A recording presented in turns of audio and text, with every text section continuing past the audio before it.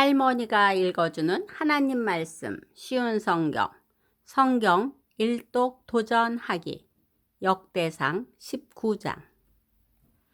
얼마 후 암몬 사람들의 왕 나하스가 죽었습니다. 그의 아들 하눈이 뒤를 이어 왕이 되었습니다. 다윗이 말했습니다. 나하스는 나를 사랑했다. 그러니 나도 그의 아들 하눈에게 은혜를 베풀어야겠다. 그래서 다윗은 자기 신하들을 하눈에게 보내어 그의 아버지 나하스 왕의 죽음을 위로하게 했습니다. 다윗의 신하들이 하눈을 위로하러 암몬 땅으로 갔습니다. 그러나 암몬 자손의 지도자들은 하눈에게 이렇게 말했습니다. 다윗이 사람들을 보내어 왕을 위로하는 것이 정말로 왕의 아버지를 공경했기 때문인 줄 아십니까? 그렇지 않습니다. 다윗은 이 성을 엿보게 하려고 사람들을 보낸 것입니다. 그들은 이 성을 정복하려 하고 있습니다. 그래서 하눈은 다윗의 신하들을 붙잡아 수염을 절반쯤 깎고 엉덩이 부분의 옷을 잘라내어 그들을 부끄럽게 했습니다. 그런 다음에 하눈은 그들을 다시 돌려보냈습니다. 사람들이 이 일을 다윗에게 알리자 다윗은 사람들을 보내어 자기 신하들을 맞이하게 하였습니다. 이는 모욕을 당한 신하들이 매우 부끄러워했기 때문입니다. 다윗은 수염이 다 자랄 때까지 여리고에서 기다리시오. 그런 다음에 예루살렘으로 돌아오시오. 라고 그들에게 지시하였습니다. 그때 암몬 사람들은 자기들이 다윗의 원수가 되었다는 사실을 깨달았습니다. 그래서 하눈과 암몬 사람들은 아람 나하라임과 아람 마아가와 소바에 은 1000달란트를 보내어 전차와 기마병을 고용했습니다. 암몬 사람들은 전차 32,000대를 빌리고 기마병들을 고용했습니다. 그들은 또 마아가 왕과 그의 군대도 고용했습니다. 그래서 마아가와 그의 군대가 와서 메드바 근처에 진을 쳤습니다. 암몬 사람들도 자기들의 성에서 나와 싸울 준비를 했습니다. 이 소식을 들은 다윗은 요압을 비롯한 모든 용사들을 보냈습니다.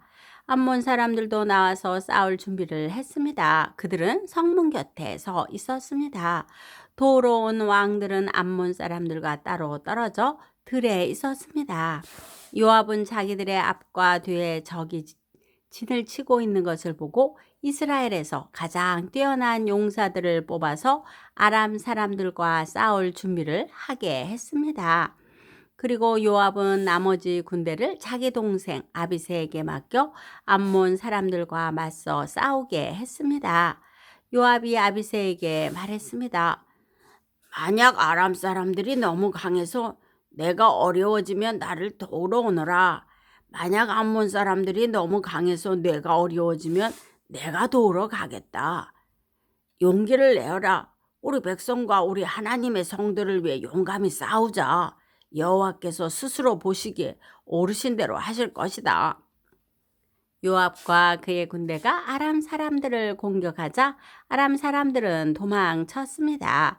암몬 군대는 아람 사람들이 도망치는 모습을 보고 아비새 앞에서 도망쳐 자기들 성으로 돌아가 버렸습니다. 그래서 요압은 예루살렘으로 돌아갔습니다. 아람 사람들은 자기들이 이스라엘에게 진 것을 보고 전령들을 보내어 유프라테스 강 동쪽에 살고 있던 아람 사람들을 불렀습니다. 하닷 에셀의 군대 사령관인 소박이 그들을 지휘했습니다. 다윗은 이 소식을 듣고 모든 이스라엘 군대를 불러 모아 그들을 이끌고 요단강을 건넜습니다. 다윗이 그곳에서 아람 사람들과 맞섰을 때 아람 사람들이 이스라엘 군대를 공격했습니다. 그러나 아람 사람들은 이스라엘 군대에게 쫓겨 도망쳤습니다. 다윗과 그의 군대는 아람의 전차병 7,000명과 아람의 보병 40,000명을 죽였습니다. 그들은 또 아람 군대의 사령관인 소박도 죽였습니다. 하닷 에셀의 신하들은 이스라엘이 그들을 물리쳤다는 소식을 듣고 다윗과 평화롭게 지내기로 하고 다윗을 섬겼습니다. 그 뒤로 아람 사람들은 암몬 사람들을 도우려 하지 않았습니다. 역대상 20장.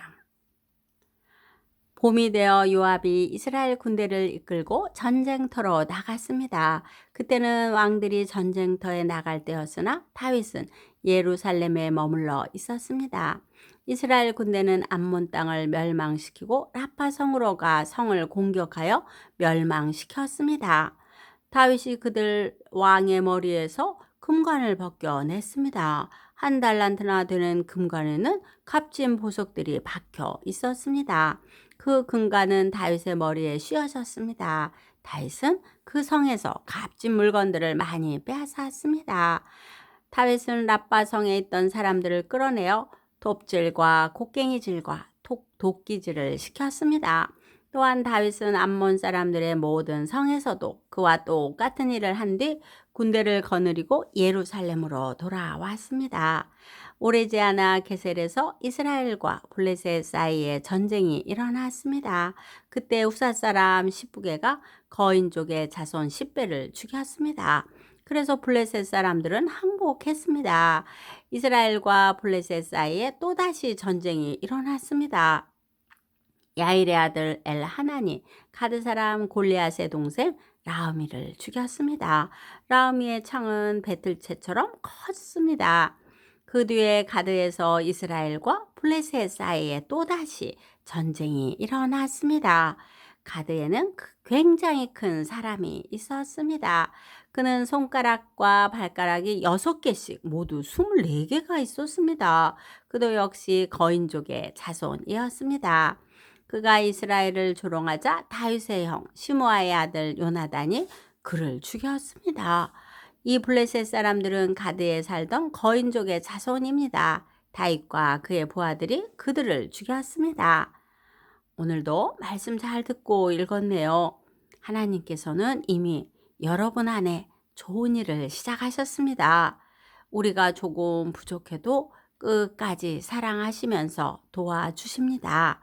왜냐하면 여러분 한 사람 한 사람이 세상에 꼭 필요한 사람으로 하나님께서 직접 만들었기 때문입니다.